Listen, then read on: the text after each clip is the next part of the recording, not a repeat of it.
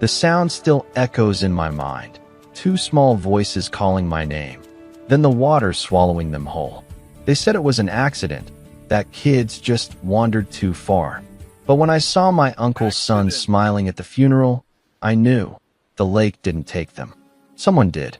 Hit like, subscribe for more betrayal stories, and comment your city or country.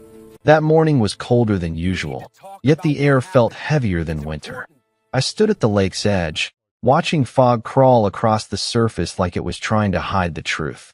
My hands shook as I gripped two tiny sneakers, blue, waterlogged, one still tied, the other torn apart.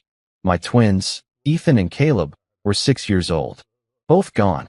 The sheriff called it a tragic accident, but nothing about it felt like an accident.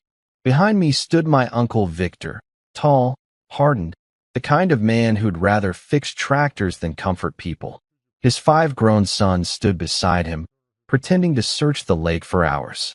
They dragged sticks through the mud, kicked rocks, talked quietly among themselves. Not one tear, not one word of sympathy. When the divers pulled the bodies out, Victor told me not to look. "They've been through enough," he said. But I saw. God help me, I saw. Their small hands looked scraped, like they tried to claw their way up. Their faces were peaceful, but their eyes, even closed, felt full of fear. The sheriff ruled it accidental drowning. Said no signs of struggle, no foul play.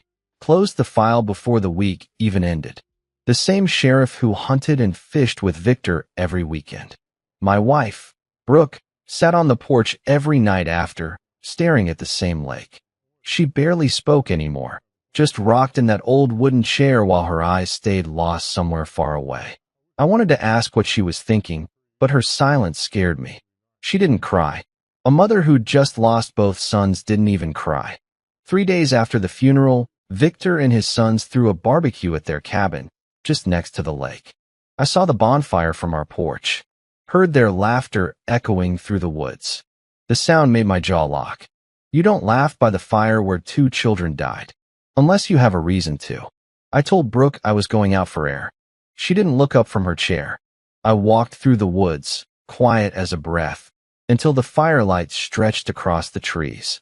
The closer I got, the more clearly I heard it. Voices, mocking tones. "Guess they didn't float like we planned," one said, and the others laughed until their drinks spilled. "Should have taught them to swim better," another shouted. Victor wasn't there. Just his 5 sons, Dominic, Ryder, Preston, Grant, and Kyle. My blood went cold. The same boys who carried my sons' caskets were now reenacting how they died, pretending to drown each other, laughing, slapping water from the cooler on each other's shirts. Every muscle in me wanted to storm out and make them feel what I felt, but grief chained me to the shadows.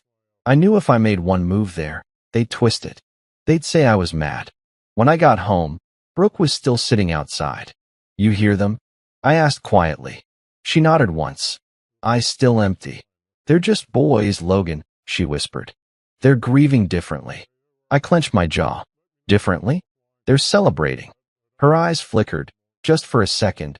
Guilt or something close to fear flashed across her face. The next morning, Victor came to see me. Said the boys didn't mean any harm. Told me to stop snooping around, stop accusing family. "Sometimes grief makes a man crazy," he said. "Don't let it ruin what's left of yours." I wanted to punch him, but I just watched his truck drive away, mud spinning under his tires. That afternoon, I found something that froze me to the bone. The sheriff had returned our belongings from the lake. The twins' clothes, their small backpack, and one charm bracelet. Except there were 2 bracelets. The second one wasn't theirs.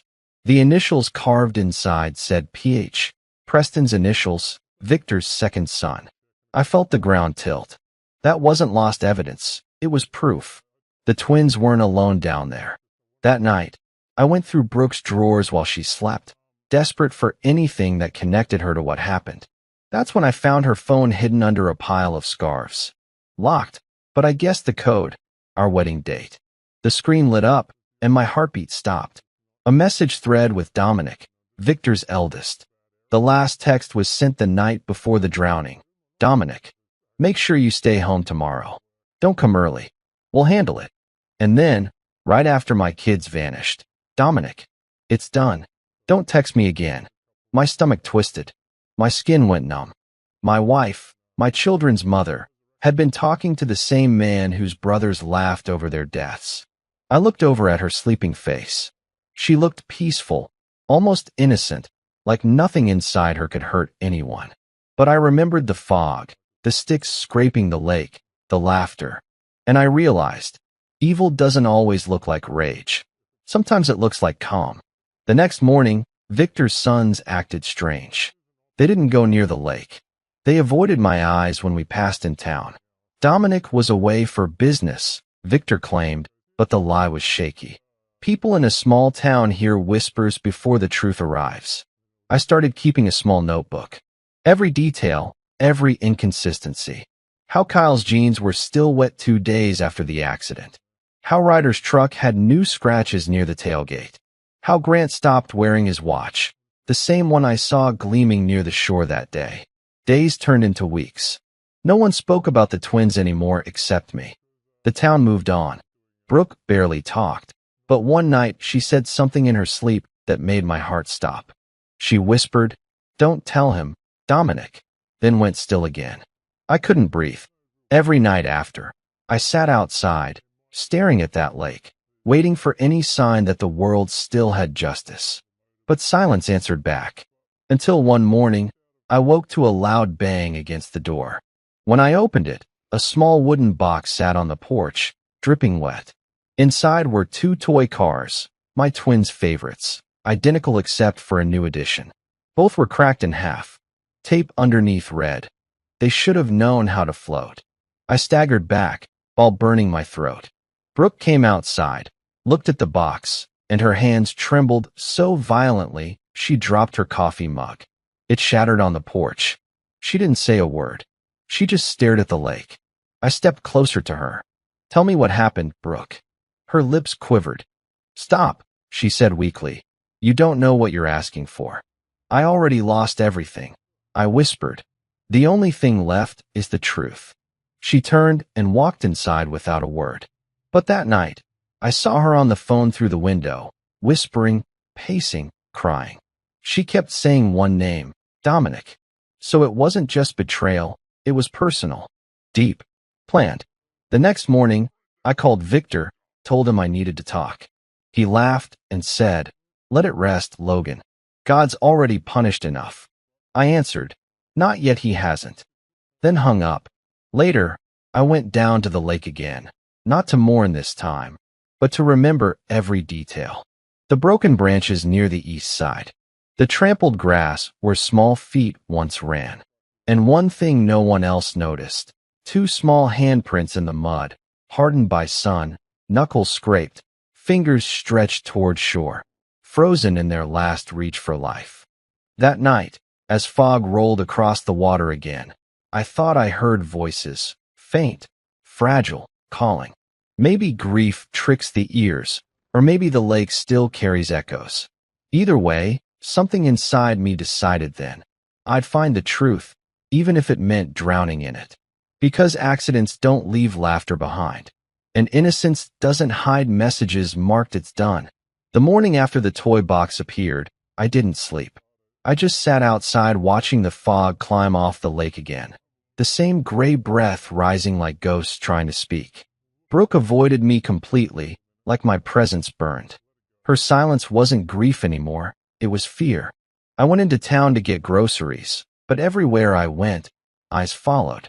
The conversation stopped when I stepped in. The twins' death had become family gossip now, the town divided in whispers. Half believed the accident story, the other half thought I'd lost my mind. I didn't care which side they were on. That lake knew the truth. So did the people who smiled near it. By evening, I drove past Victor's property. Smoke again. Another bonfire. It wasn't grief gatherings anymore. It was ritual. 5 suns and loud music, bottles clanking, laughter echoing across the woods like they weren't mourning, but bragging. I parked far down an old dirt path and watched them from the tree line. The fire glowed red against their faces, faces that looked far too calm for murderers. Dominic stood at the center, leading them like a general leading a toast. He raised his beer and said something I couldn't hear. When he finished, they all shouted and poured their drinks into the fire. Then Ryder tossed something into the flame.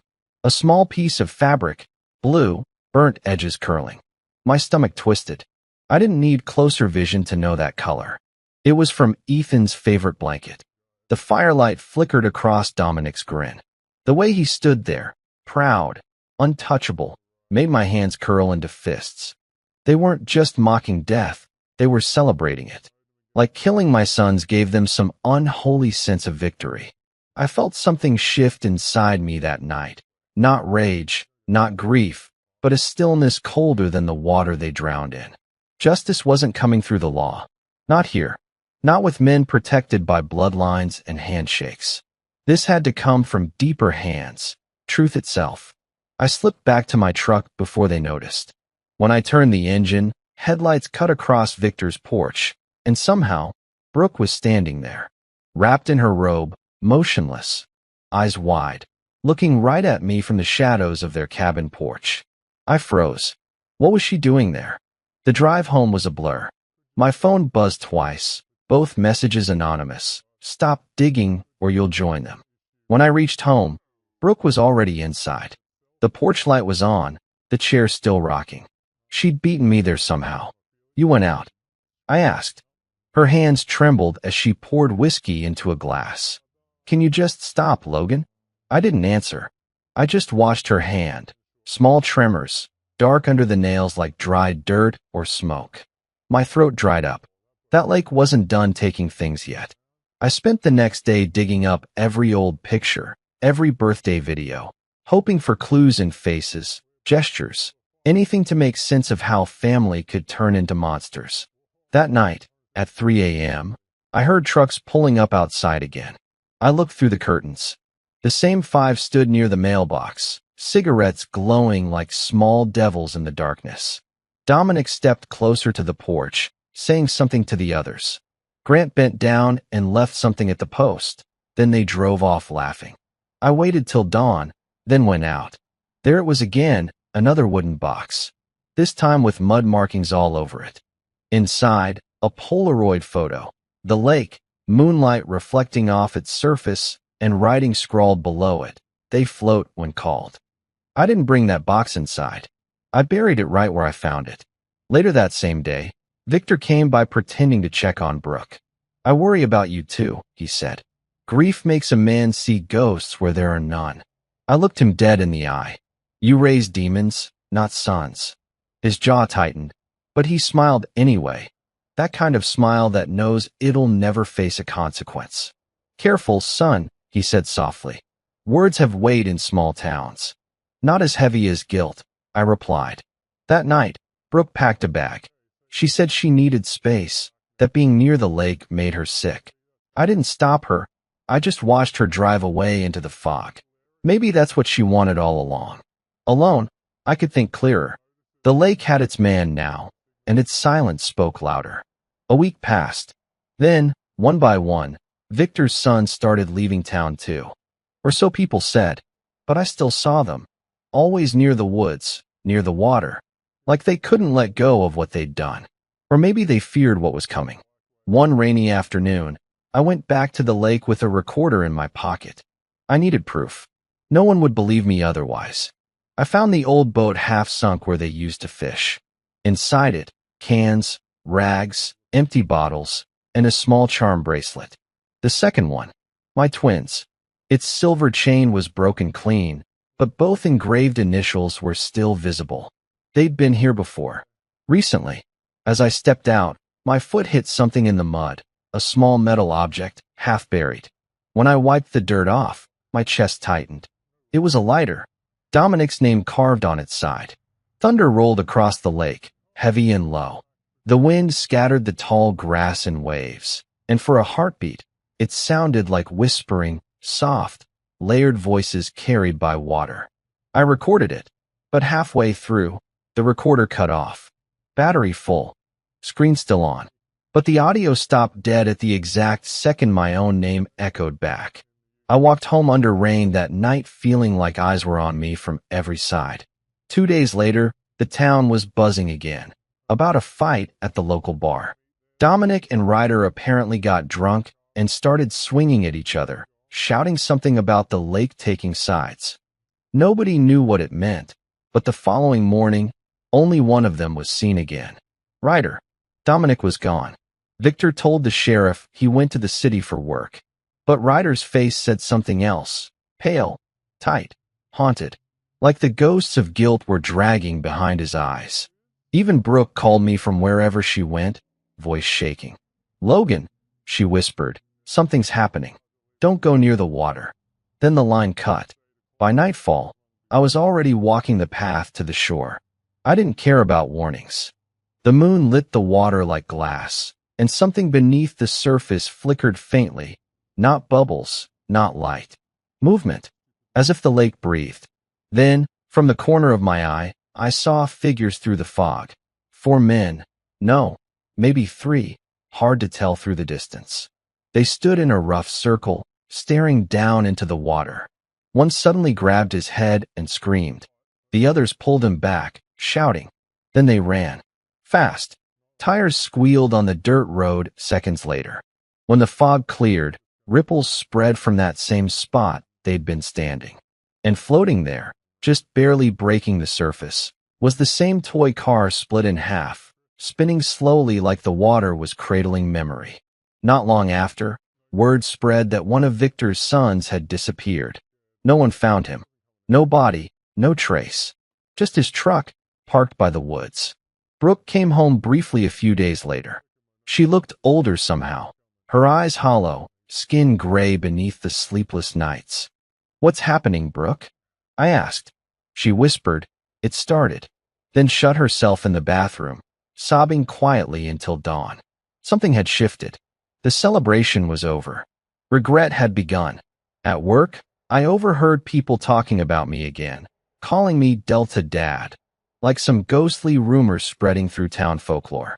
They said they'd seen me near the water at night whispering to it, calling for the dead.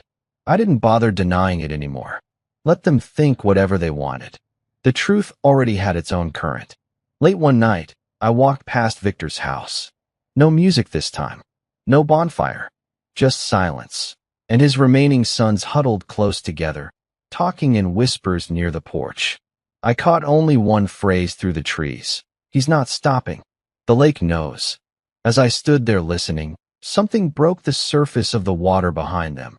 Not loud, not violent, but enough to make every man freeze in place and turn around slowly. I couldn't see what it was from where I hid, only the way Victor's flashlight trembled in his hand. Then a scream. High, short, cut off halfway. By the time dawn reached the edge of the lake, one more body was missing. The morning after the second disappearance, the entire town moved like it was holding its breath. No one said Victor's sons were dead, but everyone whispered it. The sheriff set up tape along the lake again, pretending it was an investigation, though everybody knew it was for show. The water was calm, but it carried something cold underneath, a kind of waiting. I watched from my porch while the flashing lights danced across the trees. Brooke sat at the table behind me, staring at nothing. She hadn't eaten in days. When the sheriff came to ask questions, she avoided eye contact, her shoulders tightening each time his name, Dominic, came up. After he left, she finally spoke. They're saying someone's doing this. To them. Like payback. I turned. You think I'd kill them? Her voice cracked, but didn't rise. No, but I think the lake wants to finish what it started. And it's using you. Those words stuck in my chest.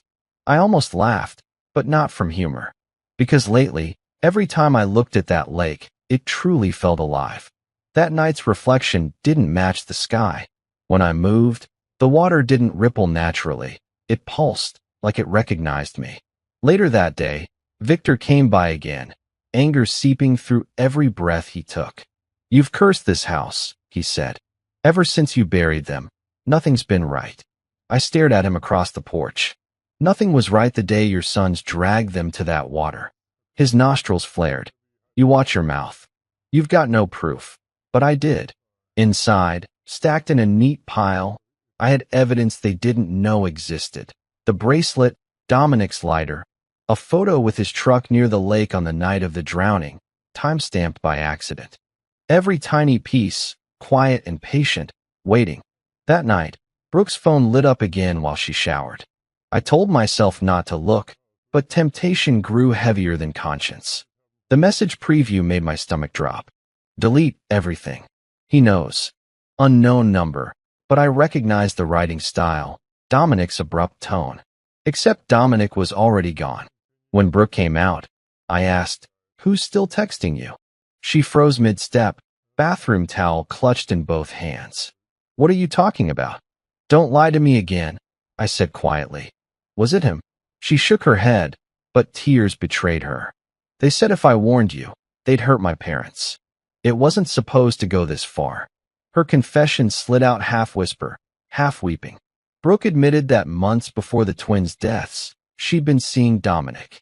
She said he made her feel seen again after I stopped talking, after grief over the job loss and all. It began as flirting, turned into secrets. Dominic promised her money, escape, new life. But when she got pregnant again with our third, the one we lost in miscarriage, she told him she wanted to end things. Dominic's anger exploded. "You'll choose him again, like always." The next week, the twins drowned. She covered her face. "He told me if I kept quiet, he'd make it all disappear." I didn't believe him. Then they were gone. "You have to understand." I didn't want to hear more. The room shrank around us. The sound of water outside filled my ears again. Steady, calm, patient. "Victor knew?" I asked. Her eyes, red and swollen, met mine. "He found out after. Covered for them. They said it was the only way to protect the family." Family. The word burned. All this time, that's what they clung to, blood over truth, lies over children. That same night, I drove to Victor's property. I didn't knock. He was in the barn, mending fence tools, pretending life stayed normal. "You'll regret this obsession," he said when I stepped in. "Your sons killed mine," I said. "And now they're dying the same way. Doesn't that worry you?" He sighed, looking older suddenly. "Boys make mistakes. But you're trying to play God." "God didn't drown them," I said. "You did. You and your silence." He slammed the tool onto the bench. "You think the town's gonna believe your crazy stories once they find out about your wife's affair? So that's how he wanted to play it. I destroy him, he destroys her." But I didn't respond. I just walked away as he shouted after me, voice cracking. "You can't fight blood, Logan. It protects itself." Rain poured that night, relentless. From my porch, I watched lightning shatter the dark, flashes illuminating the lake. Each strike seemed closer, striking almost rhythmically, as if marking something unseen beneath the surface. When thunder finally rolled away, I noticed something floating near shore. I grabbed a flashlight and ran down. It was a photograph, soaked, warped. My twins at their last birthday, smiling, and behind them, in the far background where woods meet the water, stood Dominic, half hidden, watching. That photo had never been taken by me. The following days blurred into quiet chaos. Victor's eldest remaining sons stopped showing up to town jobs. Their trucks stayed parked.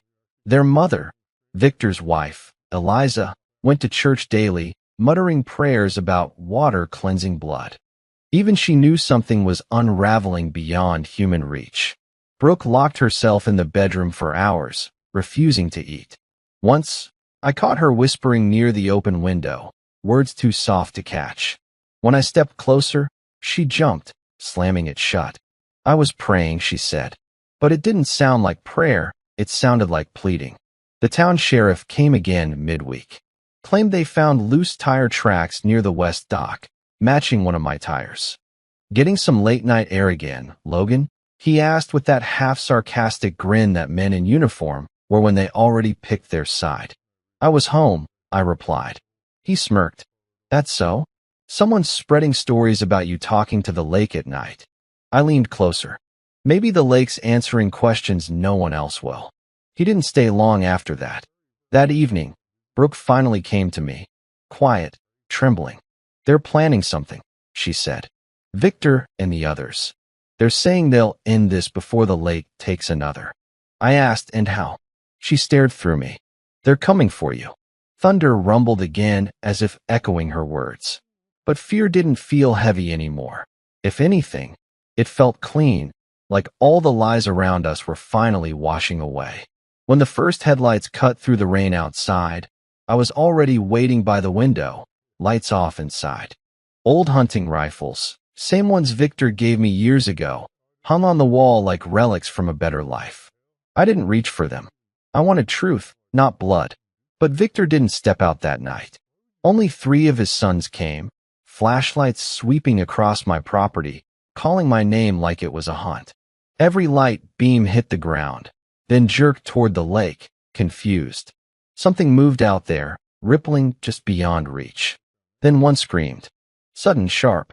The others shouted his name. Lights jerked violently across the water. Then 2 voices started yelling for help, tripping over wet grass, dropping lights, splashing. But the screams faded too quickly. The rain swallowed them. I stood frozen by the window, counting seconds between thunder and silence. When I finally stepped outside, fog already rolled back, and the only sound left was the lake, still. The next morning, the sheriff's car blocked the drive. He looked shaken this time. 3 more missing, he said. That's your uncle's boys. No signs of a struggle. Strange, huh? I didn't answer. He left after warning me to avoid the water. Inside, Brooke watched from the stairs, pale, trembling. What did you do? She whispered. Nothing, I said. And it was true. I hadn't lifted a hand. Later that night, I stood by the lake again. The surface reflected every shadow of cloud and tree branch. But just beneath the top layer, faint outlines drifted. 5 shapes, quiet, motionless, as if waiting for acknowledgement. Wind broke across the water, and the shapes vanished, drawn deeper again. Behind me, Brooke spoke softly, thin voice shredded by tears. They'll come for you next. I looked back and said, good. Maybe then I'll see my sons again. The house didn't feel like home anymore. It felt like a grave still waiting for the ground to close. Brooke barely spoke, and when she did, her voice came out thin, like a whisper that had lost faith in being heard. Every clock ticked louder, every creak sounded like a footstep, and the smell of the lake carried through every open window, whether we wanted it or not. Days bled together, each one quieter, heavier. Until the afternoon, I found Brooke burning papers in the kitchen sink. She was shaking, eyes glassed with panic. Ash curled in the air around her like gray snow. What are you doing? I asked. She froze, holding a folded sheet midair. I snatched it before she could toss it in. It was a letter. Not one she wrote, one addressed to her. Keep him calm. The insurance will pay out soon. Below it, a signature, Dominic. The words cut through my spine like something sharp and cold. I looked up at her. What is this? Her lips trembled. You weren't supposed to see that. You mean I wasn't supposed to find out that my sons' lives were worth money to you? Her knees buckled, and she slid down the wall, sobbing into her hands. It wasn't supposed to happen like that, she whispered. Dominic said it wouldn't go that far. He just wanted to scare you. I slammed my hand against the counter. Scare? You call drowning children scaring. She broke into shivers. I thought they'd just fake something, maybe stage a warning. Victor said the lake was deep enough that it'd look accidental. Her confession spilled out like poison from an open vein. They planned it. Every part of it. Dominic and Brooke had arranged a fake accident, so I could appear careless, lose control, and she could collect the children's policy through Victor's insurance ties. But something went wrong. The twins fought back, panicked, and the 5 cousins held them under too long. Brooke pressed her palms over her face, sobbing harder. When I found out, they said it was too late to fix it. They buried the truth before the funerals. I wanted to tell you, but Victor, he said you'd kill us all. I backed away from her slowly, the room spinning. All the nights, she sat quiet on the porch weren't grief, they were guilt. She reached out for me, desperate. Please, Logan. I made a mistake. I didn't mean for it to happen that way. But her words sounded hollow now, like memorized apologies that lost their weight years ago. I walked outside for air, but it didn't feel any cleaner. The rain had soaked the ground again, and mud clung to my boots with every step toward the lake. The water was still, black, mirror-like, but in its reflection, clouds twisted unnaturally slow. I thought about the letter's words again. Insurance will pay out soon. That's why they laughed. That's why the sheriff closed the case. All of them had something to gain. When I got back to the house, the phone was ringing. Unknown number. A voice I didn't know said, "You want it all, don't you? You want the truth." My heart pounded. Who is this? But the call cut, leaving only static that lasted 3 full seconds before silence. I grabbed my jacket and drove to town. The attorney Nathaniel still worked out of a small office behind the post office. My father's old friend, half retired, half forgotten. He listened while I told him everything. Every confession, every name. When I showed him the letter, he leaned back, rubbing his eyes. Victor's had his hands in the county's insurance for years. The sheriff owes him favors for campaign money. But if what you're saying about those boys is true, you'll need solid evidence. Paper trail, bank record, confession, something that breathes. He handed me an old recorder, the same kind he used in depositions. Get them talking. Don't push, just listen. People like Victor think they can talk their way around sins. That's when they slip. His hands shook as he gave it to me. Logan, whatever you do, don't go near that lake tonight. I've heard things. You let the truth surface, not drag you under. But I went anyway. Victor's truck was still by the barn when I got there. His horses made uneasy noises inside the stable.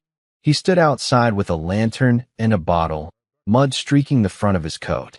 "You took enough from me," he said without turning around. "Now my boys are dropping one by one. You satisfied?" "Not yet," I said. He laughed, voice ragged. "You think this is me? You think I touched your kids?" "No, boy. I tried to stop them. They said it was for the money, for Brooke, for teaching you humility. You think I wanted this family damned." The recorder sat hidden in my pocket, every word catching. But before I could ask more, he looked up, and his gaze fixed on the lake behind me. "You brought it out," he whispered. "You made it follow us." I turned. The surface rippled once. Just once. Then stillness. When I faced him again, he was gone from where he stood. His lantern rolled in the mud, flame flickering low. He was kneeling by the edge, mumbling a prayer, voice breaking. "Lord, take it back." Then he screamed, as if something beneath the water had taken hold. I ran for him, grabbed his arm, but the force pulling him was stronger. He gasped once, eyes rolling back, and then the water swallowed him. No splash, just gone. I stumbled back, shaking, too stunned to breathe. Seconds later, bubbles broke the surface. Then the lantern's reflection, then another. 5 small shapes, drifting closer. They weren't bright. They weren't clear. But they floated near where he vanished, and sank one by one, like a final count being marked off. I didn't tell anyone about Victor that night. By dawn, his body surfaced near the dock. Same spot the twins were found. The sheriff said heart failure. Old man couldn't handle tragedy, he muttered. But in his eyes, there was no disbelief, only fear he couldn't admit. Brooke tried to leave the next morning, packed what little she had left, and said she'd try starting over. But when she reached the door, she froze. Her car sat by the drive, windows fogged from the inside. And there, pressed against the glass, 2 small handprints, one on each side, drawing into faint prints under the morning sun. She dropped her keys. I stepped beside her, barely whispering, "They're not done yet." That evening, I brought the recorder back to Nathaniel.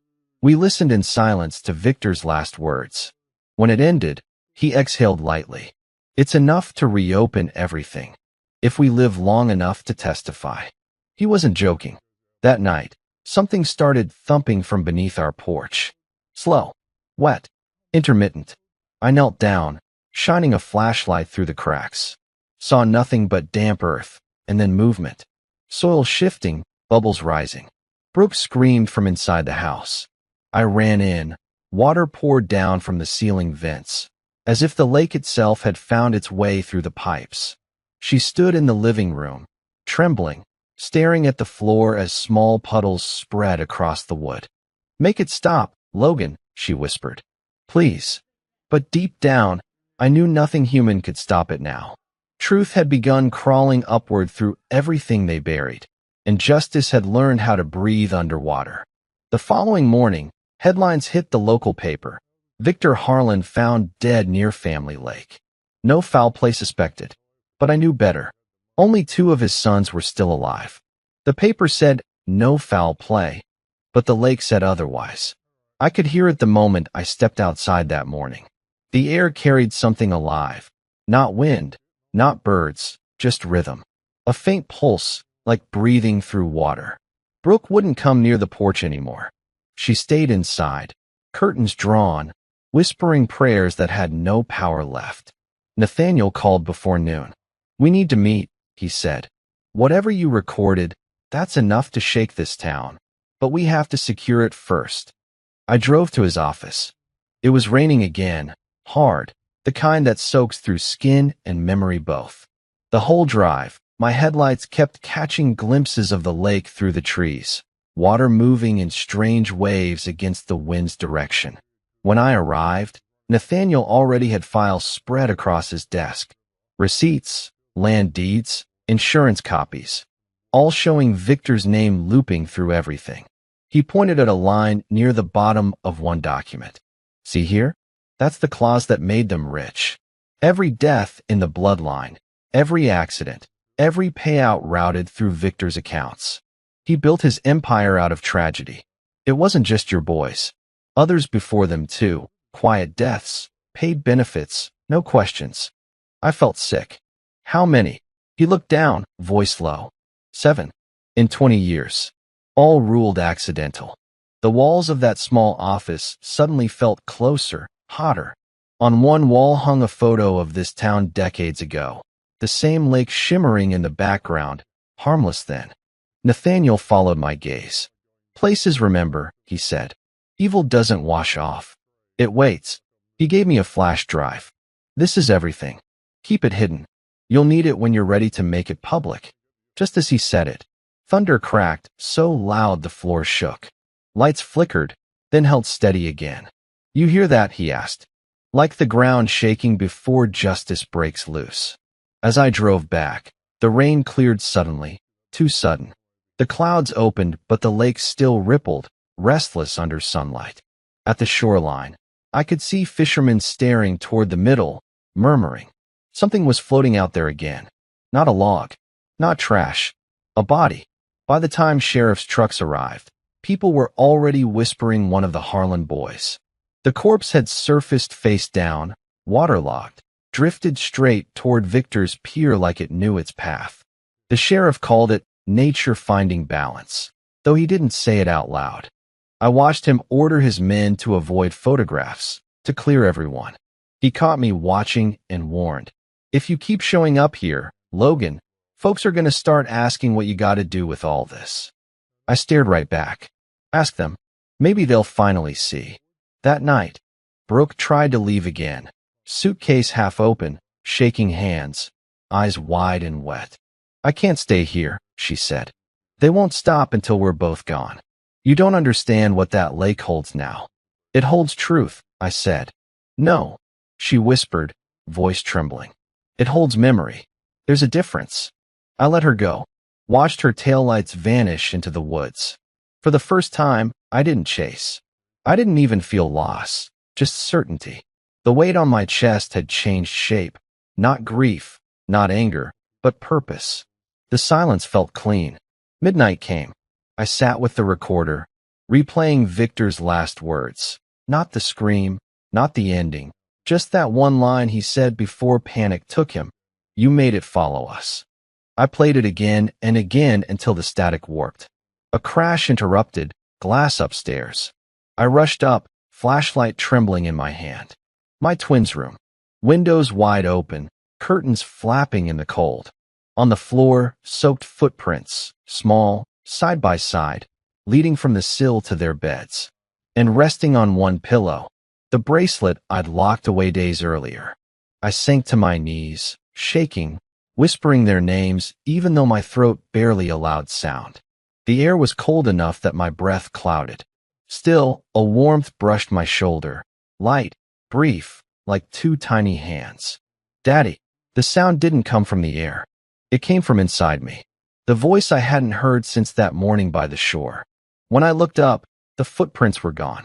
But the bracelet remained, gleaming faintly like moonlight trapped in silver. I understood then what the water was doing. It wasn't killing, it was balancing, claiming back guilt, returning proof. The next day, Nathaniel called again, voice urgent. I've got something new. You need to hear it in person. I drove up to his Hill office at dusk. Only his car parked outside, door half open. Inside, lights were on, radio humming static. Papers scattered, chair overturned. On the desk, my recorder, playing by itself. My own voice looped through it again and again. You made it follow us. You made it follow us, until the batteries died. And under the desk, footprints again, small, wet, clean as if a child had walked barefoot through ash. They led straight toward the back door, open to the wind. Nathaniel wasn't there. Hours passed before they pulled his body from the same lake. He had no wounds, no water in his lungs. They said he'd simply stopped breathing, eyes open, lips blue, as if frozen in prayer.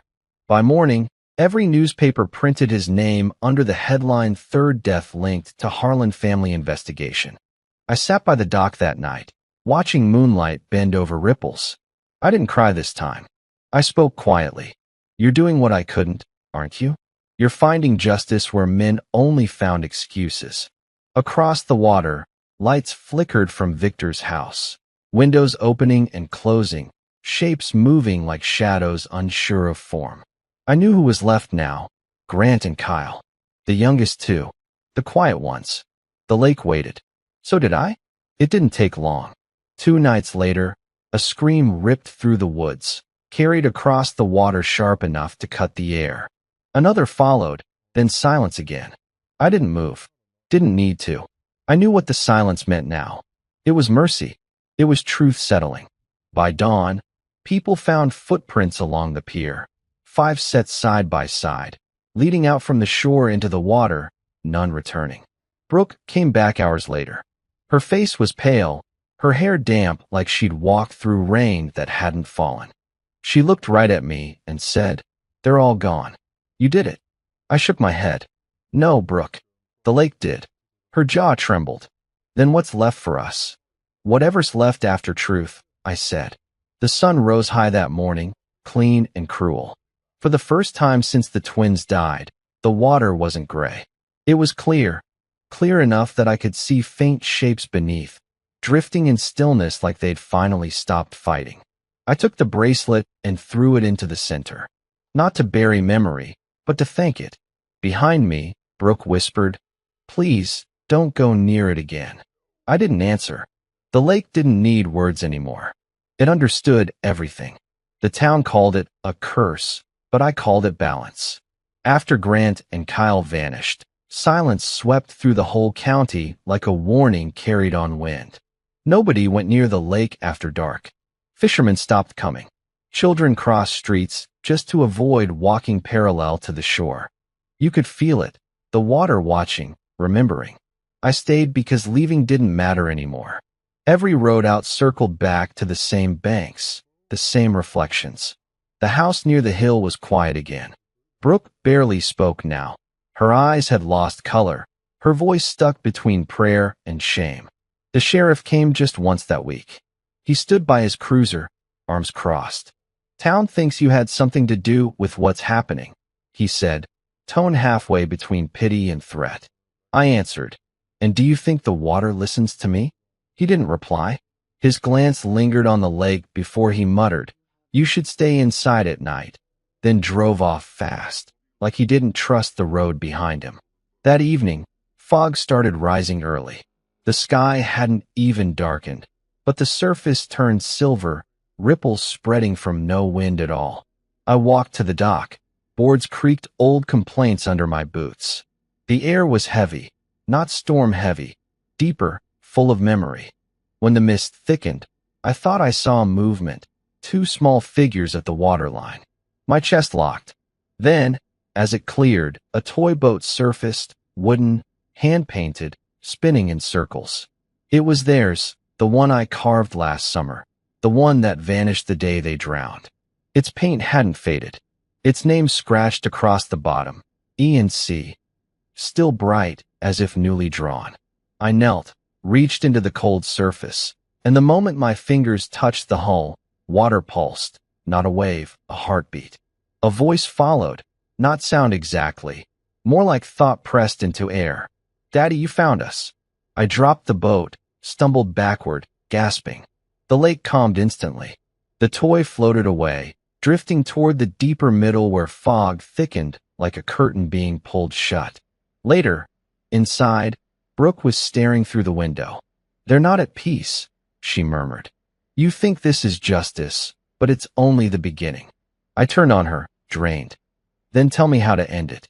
She just whispered, "You already did. The day you started calling their names by the water." Her words hung there. I hadn't realized how many nights I'd whispered to the lake, begging for answers. Maybe the echoes became something more. Maybe grief itself grew shape. Next night, thunder rolled again. I couldn't sleep, kept seeing that toy boat spin in circles behind my eyelids. Around midnight, headlights appeared outside, just flashing once, then gone. Moments later, a knock, short, sharp, uneven. I opened the door. A young deputy I barely knew stood drenched, breathing hard. "You need to come with me," he said. "There's been another thing." He wouldn't say body. We drove the rough trail until the trees opened to that familiar stretch of dock. Rain hammered sideways, wind tearing through branches, but the lake itself was calm, too calm. Then the beam of his flashlight caught it, something floating near the bend of the pier. A shape, not human anymore, bloated, pale. One of Victor's boys, unrecognizable except for a signet ring glinting from a half-open hand. The deputy swore softly. We didn't touch him. He just rose. He switched off his light like it would make it disappear, then asked, "You think this place?" I stopped him. "Don't finish that. It hears you." He stared at me like I wasn't entirely wrong. After a moment he said, "River currents can't push bodies upstream, toward the same dock. That's not current. That's intention." His voice cracked before he turned back toward the car. "They left the body floating. Nobody wanted to be the one to pull it out. That wasn't an isolated night. Each dawn, fog revealed new evidence. A glove, a shoe, a chain. Always something belonging to the dead resurfacing clean and untouched, as if polished by unseen hands. The story spread beyond county lines now. Reporters arrived. They wrote about the haunted delta, the revenant water. None stayed after dark. Not one. Inside, Brooke had turned quiet but alert, watching corners like something invisible lived between walls. Once, she whispered, "They visit here too. They walk the hallway at night. I hear the floor creak in pairs." She was right. I'd heard it too. Two small steps at once, soft as breaths. But it didn't scare me anymore. Somehow it comforted me. My sons weren't gone. They were finally seen. One night, I woke to light spilling under the bedroom door, blue and wavering, like reflections off water. Brooke was sobbing. When I stepped into the hall, the air smelled like rain even though the roof was dry. Downstairs, puddles shimmered near the door, and in them, fresh mud prints, child-sized, leading out toward the yard. I followed. The prints stopped where grass met water. The toy boat floated nearby again, circling in the moonlight. Beneath its glow, something else rose. Not fully, just enough for outlines. 5 adult shapes drifting side by side. Faces turned upward, eyes open but washed pale. I whispered, "It's done." For the first time, the water didn't ripple. It almost smiled. Then every shape sank together, slow and peaceful, leaving only the sound of quiet rain starting again. When dawn came, a letter slid under the door. No name, just ink bleeding through the envelope. Inside, typed words, Case reopened. Stay available for testimony. Below the stamp, Sheriff's Office. They finally believed. Brooke looked at the letter and asked, "What are you going to say?" "That truth floats," I said, "even when people don't." She tried to smile, but tears blurred it. If truth floats, does guilt? I looked toward the lake. Mirrors of clouds moving slow across it. No, guilt sinks. Always. That evening, I placed 2 candles in small glass jars. Lit them. Let them drift from the dock's edge. They moved side by side, tiny twin flames on the surface, not sinking, not parting, gliding until fog swallowed them. From that moment, I never saw ripples again. The lake had what it came for. The ghosts had what they were owed. And I, at last, had quiet. The quiet didn't last. It never does in a town built on buried truth. For a few days, the lake stayed still, like sleep after confession. Even the air felt clean again. But peace in places like this is a lie.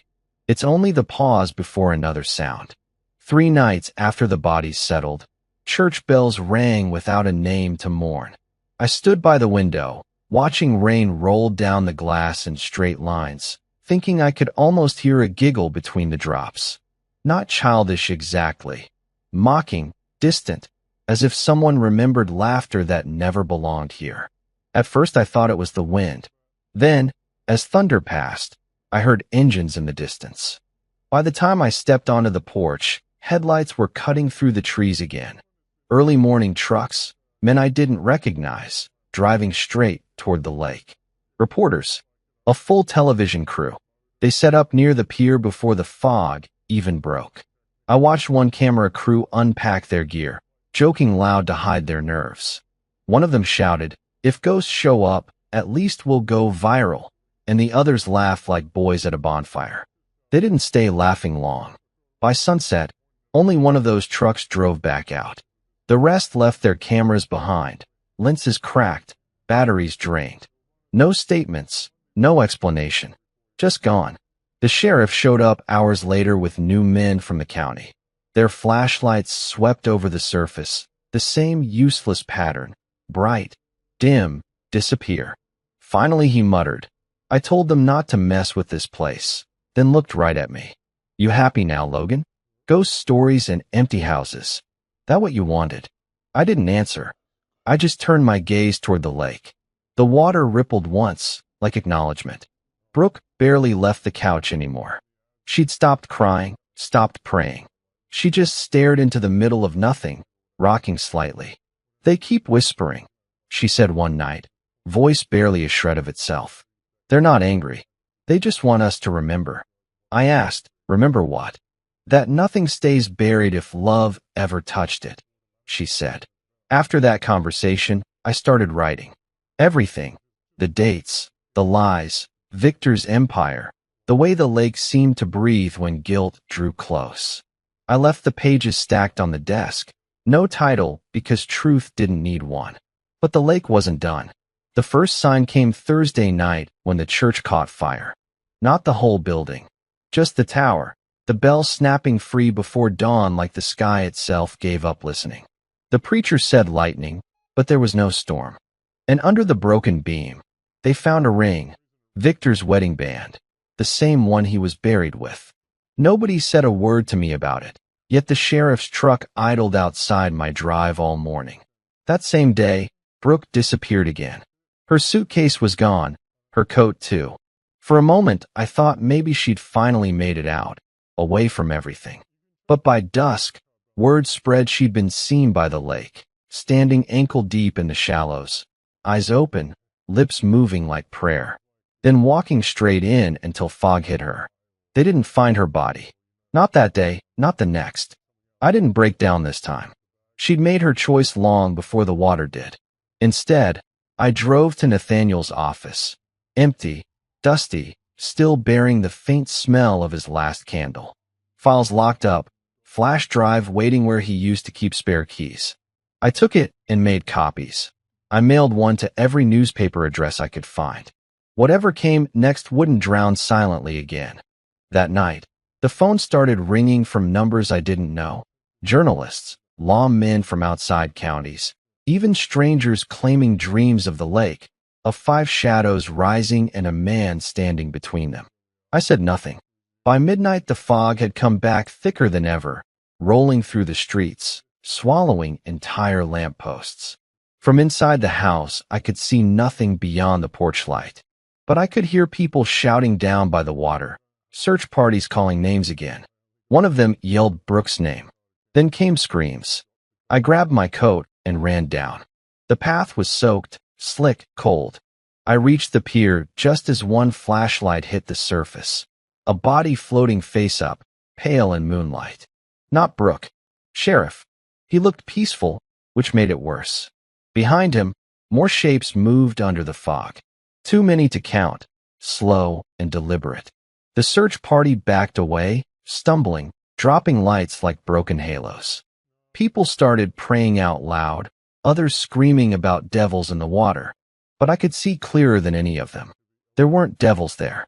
There were 5 men, calm, standing waist deep, eyes empty, each turning his head in the same rhythm. The lake was parading guilt for everyone to see. Before the last flashlight blinked out, one of them, the one in front, lifted an arm, pointing toward shore. Straight at me. Then they all vanished beneath the surface. By morning, news vans were gone.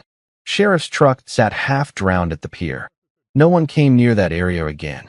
For the first time, even the air lost its echo. No birds, no crickets. The calm had come back, but it wasn't peace. It was submission. The town stopped pretending it could outlast its own sins. I spent that whole day cleaning the house. I packed nothing, burned what needed burning. By evening, I sat at the table and listened to the world fall quiet again. As night rose, there was a knock at the door. Soft, measured. Not thunder, not wind. I opened it anyway. Brooke stood there dripping, clothes clinging to her, eyes half alive. She didn't cross the threshold, just said one thing. They forgave me. Then she smiled. A tiny, tired thing, and the fog pulled her away again before I could even move. The water outside went still, clear as glass. For the first time in months, I saw stars reflected steady, not distorted. Maybe that was forgiveness. Maybe it was the end. The stars only lasted one night. By morning, clouds swallowed the sky again, and the storm rolled back over the hills as if peace had been a rumor.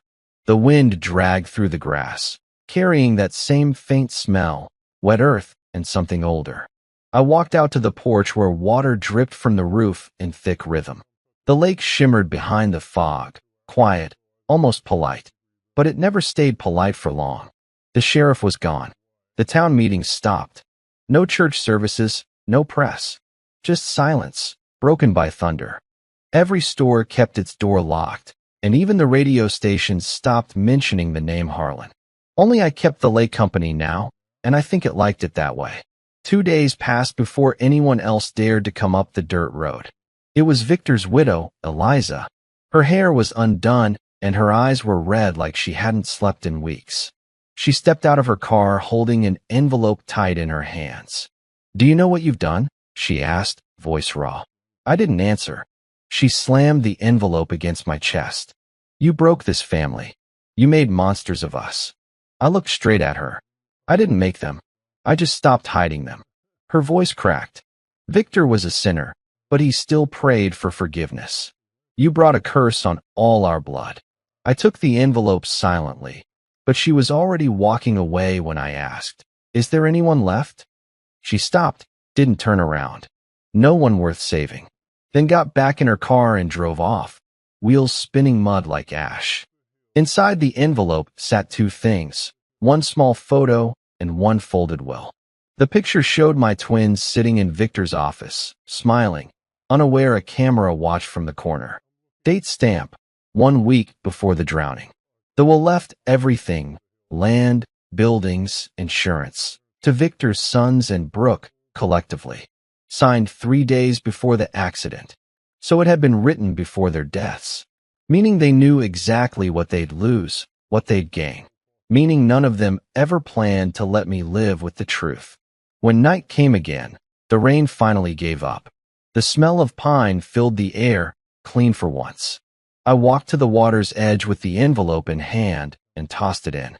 The paper floated only a second before sinking, swallowed whole. Nothing floats here now unless it's supposed to. I turned to leave, but something about the sound behind me made me pause. Ripples in perfect circles. Then from the center of the lake came a glow, faint, pale, drifting like a lantern under the surface. Out of the glow, Victor rose. His eyes were white, his hands open. The water flowed through him as though he weren't solid at all. He didn't speak, but the message pressed straight into my chest. I was wrong. Behind him, the shadows of his 5 sons moved slowly, forming a line before fading into the light again. Victor inclined his head once toward me, lower than a bow, higher than surrender, then vanished back under without a single ripple. I stood there long after the glow dimmed, until wind finally moved the reeds again. The following day brought 2 strangers to my door. County investigators from the city, men in new jackets with old eyes. They said they were here to make sense of things. One flipped through his notepad. "You've lost a lot of people, Mr. Parker." "Loss isn't the right word," I said. "Debt got collected." The taller one studied the mud around the porch. "You burned something here recently?" "Every lie I could find," I said. They exchanged looks but didn't comment. Then the first one sighed. "You'll need to come with us to identify a body." "Female." I froze. "Where?" "By the North Bend." Lake took her, then offered her back. They brought me to the familiar dock. Fog still slept low. A white tarp covered the stretcher. Brooke, her hair tangled with weeds, her hands almost peaceful, like folded apology. Around her fingers twined 2 little bracelets, one hers, one theirs. The bit of chain connected all 3 together. I didn't cry. I just whispered, "You finally came home." One of the agents asked, "You know why she's holding them?" "I think," I said. "Because the water forgave her before I could. They drove me back, said officials would close this case permanently once everything was processed. But deep down I knew this case didn't belong to them. It never did." That night, wind howled off the lake again, but it sounded different, softer, almost warm. I sat by the window with candlelight trembling against glass. Something moved outside, a reflection maybe, or memory. 2 small shadows paused by the dock and looked toward the porch. I knew those heights, those shapes. Ethan and Caleb. They didn't wave. They just stood quietly, as if to say they were never gone, as if to show me peace hadn't drowned with them. And then, behind them, other figures stood forming a half circle, familiar faces of all who'd paid the price. For once, nobody seemed angry. They only watched until fog covered them again. The next morning, the air smelled of pine and rain and nothing else. The case closed on paper, but everyone in town woke early without knowing why, walking outside to see the same sight. The entire surface of the lake reflecting sunlight perfectly still, and in the middle, 5 white lilies floating in a perfect arc. People said I placed them there. Others said the water grew them overnight. I didn't explain. Let them think what they wanted. Justice doesn't need belief. As I stood at the lake's edge one last time, candle jar in hand, I whispered, "The water remembers truth, not faith." And I let the flame drift out one final time. This time it didn't sink. It sailed across, slow and steady, until the world turned gold again behind morning clouds. Morning arrived like an apology the sky wasn't brave enough to say. For the first time since everything began, the lake looked calm. Not clean, not innocent, just calm, the way guilt looks when it's finally tired. I sat on the porch with a cup of black coffee that had gone cold long before I took the first sip. Across the yard, mist rolled slow across the water, the same kind that always came before something new surfaced. I waited, not for death this time, for understanding. Maybe grief teaches you to listen quietly to what hides between raindrops and wind. That day, the lake started talking different. Not with ripples, not with shapes, through memory. It started as faint flashes, like old film burned into the back of my eyelids. The night of the drowning came back in pieces, Sounds first, then faces. My twins' voices laughing. Dominic's voice calling them over. Fake gentle. Come on, boys, let's show you something cool. The cousins standing in a half circle near the dock, telling them not to tell Dad. It's a secret. Then the splash. Then screams. Then cheering. My chest locked up.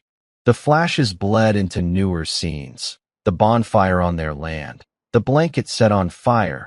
Brooke crying in the bathroom while Dominic texted her. It's done. But then everything shifted again, showing things I never saw. Victor watching from the shadows. Eliza begging him to stop. Dominic laughing, calling it correction. The lake was showing me everything it had swallowed whole. Every sin hidden under its mirror. When I snapped awake, it was still dawn, fog thick, sweat cold on my skin. I walked to the water's edge, whispering, "You don't need to show me again." I know, but it wasn't finished yet. A figure stood knee-deep out where the pier vanished into mist. A man's outline, soaked, jaw tight, eyes hollow. Dominic. He didn't move closer, just stared like a reflection that learned to breathe. "You wanted truth," he said without sound, his voice in my head, not my ears. I nodded slowly. "Then see it whole," he pressed, and suddenly the ground under me wasn't ground anymore. I was back there, the night before it happened. The party at Victor's barn. Dominic pacing the floor, muttering about teaching Logan humility. His brothers drunk enough to cheer him on. Brooke standing by the back door, crying into her hands, whispering, "Please don't do it." Dominic shoving her away. "You had your chance to leave him. You're in this now." He'd always wanted what I had. The respect, the quiet, the life that looked better than the mess inside him.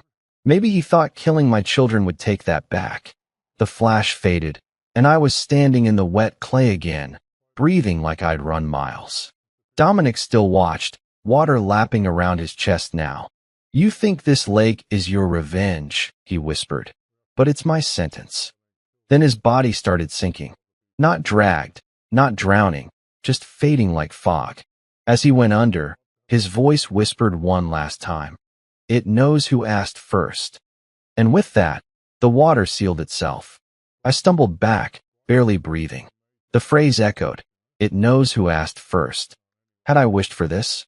All those nights begging for justice, whispering for truth. Was that the key that unlocked it? I went back inside, sat by the kitchen table surrounded by soaked footprints that weren't mine. The house creaked softly, settling around me like an exhausted animal. For a long while, I just listened to nothing. Then a knock cut through the quiet. One sharp sound. Then again. When I opened the door, a woman stood there in a dark coat, rain dripping from her hat. Some new investigator, city accent, voice too careful. "Mr. Parker? I'm Agent Harris. I'm here to discuss the," she hesitated, searching for a word she didn't believe, "the incidents." Behind her, the lake glimmered through fog like a sleeping eye. I let her in. She asked questions that sounded rehearsed. What time did the drownings happen? Who had access to the properties? What did I witness? I gave her the same truth I gave everyone. The lake remembers. She scribbled the words into her notebook like quoting madness. Before she left, she asked something different. "Do you think they found peace?" I looked past her shoulder toward the water. "Peace isn't found," I said. "It's earned. And some of them didn't pay enough." She nodded slowly, then slipped a card in my hand. "If you see or hear anything else, call me." That night, I couldn't sleep again. The house hummed like it always did before something new surfaced. Near midnight, thunder cracked, shaking the window panes. I went outside barefoot, flashlight in hand. At the shoreline, something floated again, an earring, gold, familiar. Brooks, the same she wore the week she vanished. And wrapped around it, sealed by a knot of lake weeds, was Dominic's lighter. The flame chamber filled with water, but still reflecting a faint glint of fire when lightning flashed. The lake had tied them together, a confession of its own. It wasn't vengeance anymore. It was justice turning into peace. I sat there until birds started calling again and early light bent over the horizon. Everything looked different now, muted, Normal, almost healed. The air smelled of wet wood instead of rot. I knew then it was ending. This long conversation between me and the water. I'd seen enough ghosts for one lifetime. I stood, whispered to the ripples, no more. The lake stayed silent, as if agreeing. When I turned to go back inside, the toy boat was waiting by the steps again, perfectly dry. Dawn came colder than usual that morning, the kind of cold that didn't belong to weather. I had left the earring and the lighter on the porch table, side by side. Two tiny artifacts that breathed the weight of everything lost. When I stepped out, light skimmed their metal edges, glinting like the water itself was watching through them. Agent Harris returned at sunrise. Her face looked older after just one night here. She said, "Bodies keep surfacing. Your uncle's name's all over their records. We're reopening everything, Logan." Something in her tone sounded less official now, almost personal, like she believed. She placed a folder on my table, pages heavy with photographs, old reports stamped closed. "This ends now," she said quietly. "You'll testify to what you saw, what you know. Let the system do its work." I nearly laughed. The system? She didn't flinch. The system didn't kill those men, did it? The words landed somewhere deep. For the first time, someone said it out loud without accusation, just truth. By noon, we were driving to the courthouse. The town looked half abandoned, half awake, windows boarded, signs gone dull, faces turning toward us like they hadn't seen sunlight in months. Outside the courthouse gates, reporters waited again, but quieter now, their lenses lowered in the rain.